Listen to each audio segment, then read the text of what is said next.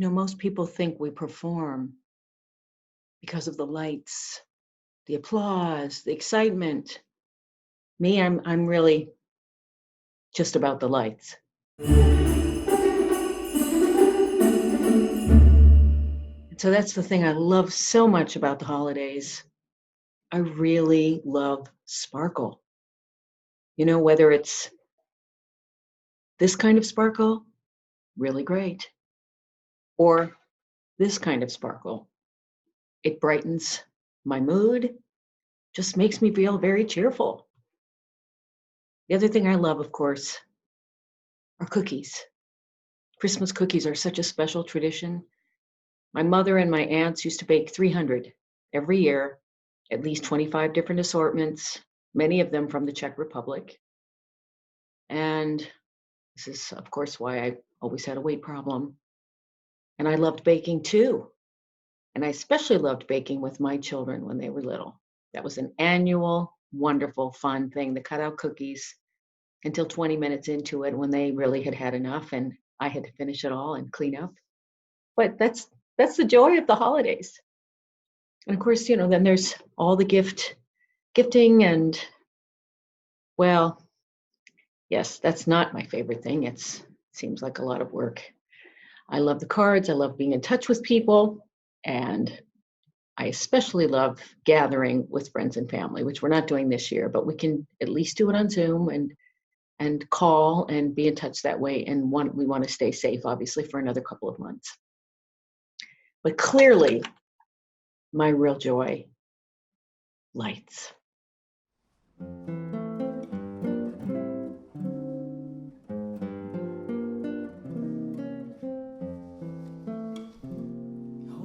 O Tannenbaum, o Tannenbaum, wie treu sind deine Blätter. O Tannenbaum,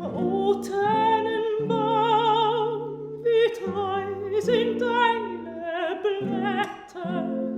Du grünst nicht nur zur Sommerzeit, nein, auch im Winter, wenn es schneit.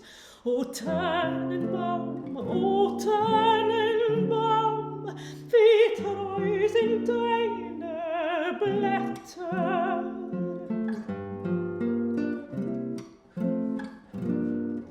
O Christmas tree,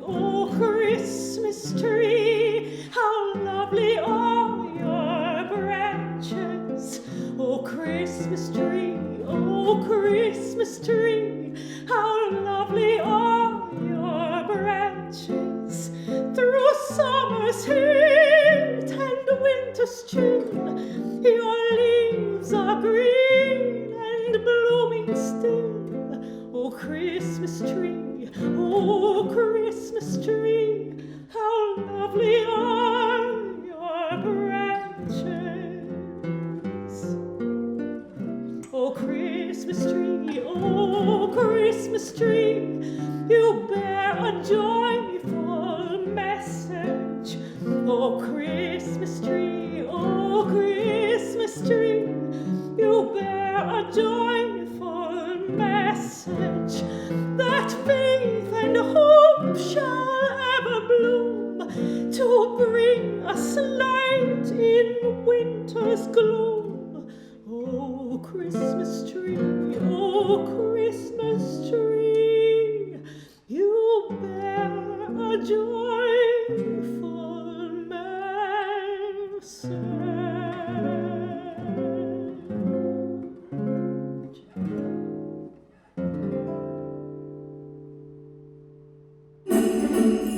Hey y'all, my name is Amethyst Kia, and on behalf of Arts Across America, I would like to share my story of my December traditions. Now, my story might be a little bit different from some of the others that you'll hear today because I'm actually going to be talking about re-embracing my December traditions after dealing with a painful loss. This is the first time that there's been a Christmas tree in my living space in 16 years. My mother tragically passed away in 2004, and my father and I have never quite been the same particularly during the month of December. My mother passed away on a Halloween, and then her funeral was 2 days before my dad's birthday. And then there was Thanksgiving. There was my birthday on December 9th, my mother's birthday on December 12th, and then Christmas, and then New Year's. So what used to be for me my favorite time of the year became very painful. And so it's taken a while to get to a place where this could even be a possibility. But prior to my mother's death, we would go get a live tree every year. My mother and I would decorate the tree. Now, I wasn't really a big fan of decorating the tree. I actually thought it was kind of boring. But what propelled me and kept me going was the thought that I knew that my PlayStation 2 was going to be under the tree. So I just shut up and did it. But the tree was purple. Well, not the tree, but the decorations, the lights, the ornaments, everything. That was my mom's favorite color. And my dad was always like, since you're going to do the decorations, you can do whatever you want. I'm sure it'll look good. And that's what we did. We had a purple tree every year. So it was such a wonderful time, my favorite time of the year. And after my mother's death, it was just very difficult. So what really spurred this idea of even getting back into embracing this aspect of the tradition was my sense of adventure. And because I've been doing the due diligence and following guidelines during this pandemic, I've started to feel trapped because I can't go do the things that I love doing. I love traveling. I love doing something new every day. So I had to channel that energy into creating a sense of adventure. And it was really something as simple as, you know what, Dad, let's go get a tree and then decorate it and, kind of go from there. And while we were talking about the tree, we started talking about, it's been 16 years since we've had a tree. And, we really started to ruminate on the fact that, this is a really special moment for us to be able to even actively do this after not doing it for so long. So this has been a very healing moment for me and my dad to be able to partake in this together. And another new addition to these new memories that we'll be making is my partner has been waiting for me to get a tree and get decorations. She's been with me over 3 years now, and she's been very understanding and supportive of me and understanding my situation and my dread of the holidays. And she's like, well, whenever you're ready, I'm here to help you decorate. I want to create new memories with you. So it's been great. She came over and helped with decorations, and and just like my dad said to my mom, I trust you to make it look good, and it looks great. So but anyway, that's my story with that. So I figured I would play a song that it's about my mother and about her death. And I know that's not exactly the most festive or happy thing to sing about, but I mean, this tree was purchased on the day of her birthday, on December 12th. So this is all a bit of a homage to her and a healing for me and my dad, and then also creating new memories with my partner. So at any rate, I'll go ahead and play the song.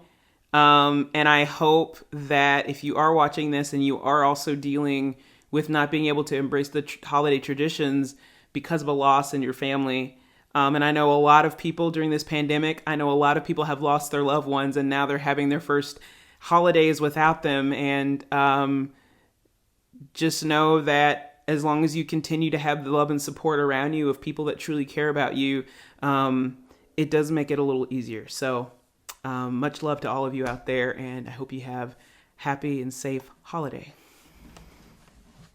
The song is called Wild Turkey. Late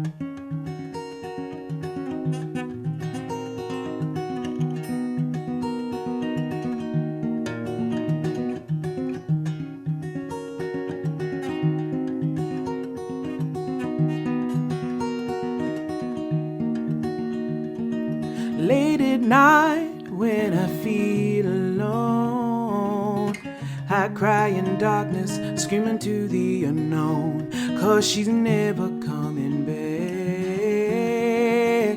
No, she's never coming back. Body in water for days and days, hopes for a safe return were hopes in vain, 'cause she's never coming back. No, she's never coming back. When I was 17, I pretended not to care. Stayed numb for years to escape despair. When your soul dies, you just can't hide it. Everyone can tell. Oh Lord, will I ever feel right again?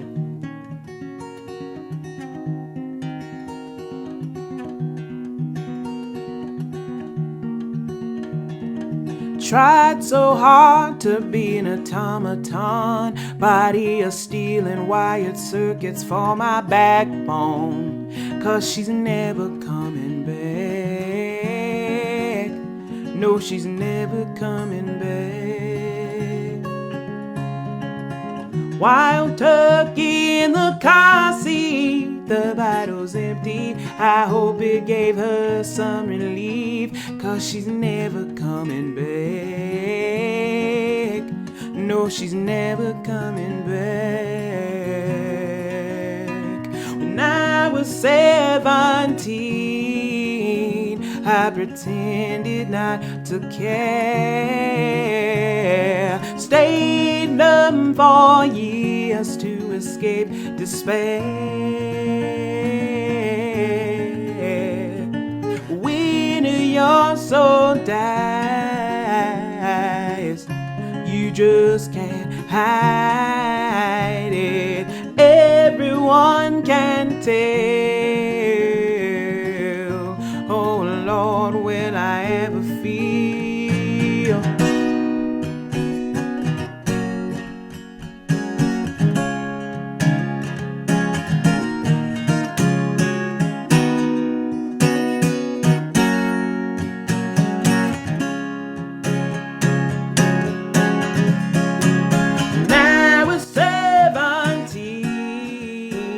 I pretended not to care. Stayed numb for years to escape despair. When your soul dies, you just can't hide it. Everyone can tell.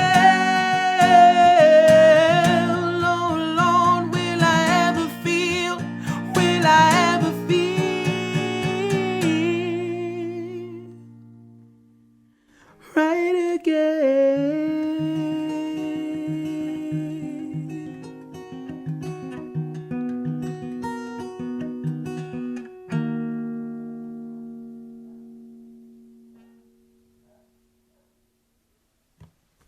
Thank you all so much. Sorry about the dog barking in the background. I'm sure he's a good dog. Take it easy. When I think of two holiday familial traditions, I think of two surface level things that to me speaks to something deeper. So my name is Chewy. I'm a dancer, author, and writer in the middle of the country, in the Midwest, in Iowa. And those two surface level things that I think of when I think of my family are gifts and games. Now, in addition to being a dancer and being from the Midwest, I'm also Mexican, first generation Mexican, born here in Iowa. And the traditions that my family does for the games, it's kind of cliche and funny to say, but we play Loteria, among other things. But Loteria is kind of the one that we think of when we think of the holidays. So Loteria, if you're not familiar, it's sort of like, the easiest way to describe it is like Mexican bingo.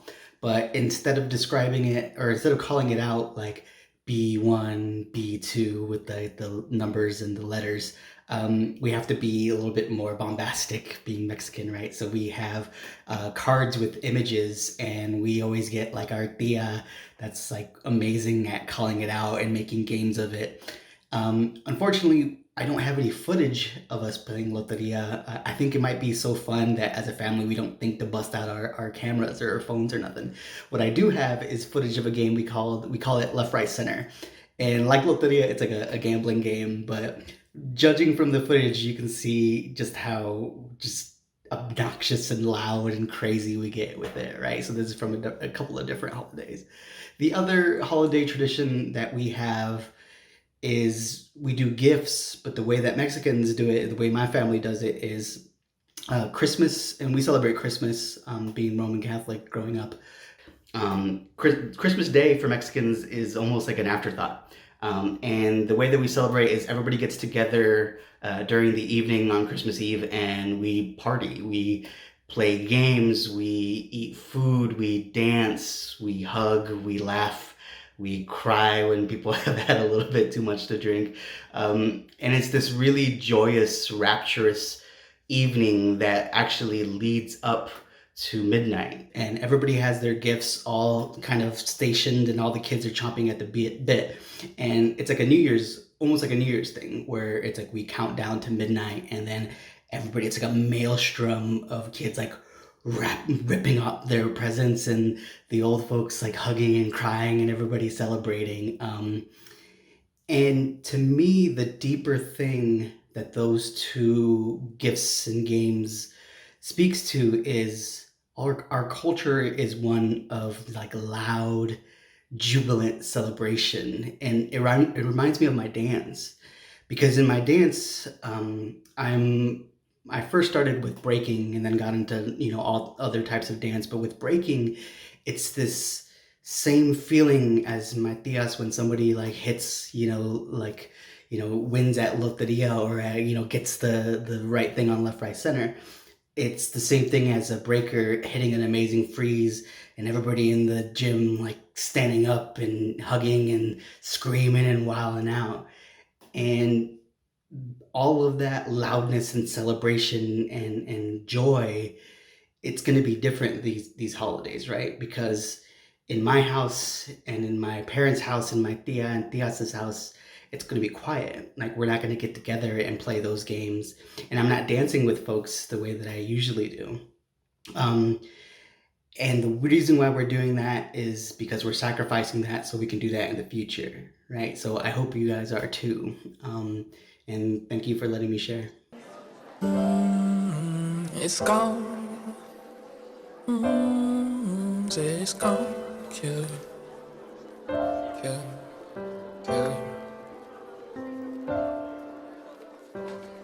I shared my cigarette with her. Yeah. I fucked her every Wednesday evening. Why do you always use that word? Yeah. When you don't even know its meaning. Well, see, I'll always be a friend. I'll always be there when the sun sets. But we've been gifted with the end. Yeah. Who really wants to live forever, ever? But I can't love you right. I can't love you. I won't love you. But if you want lies, I'll provide it. I'll supply you. Said I can't love you right. I can't love you. I won't love you. But if you want lies, I'll provide it. I'll supply you.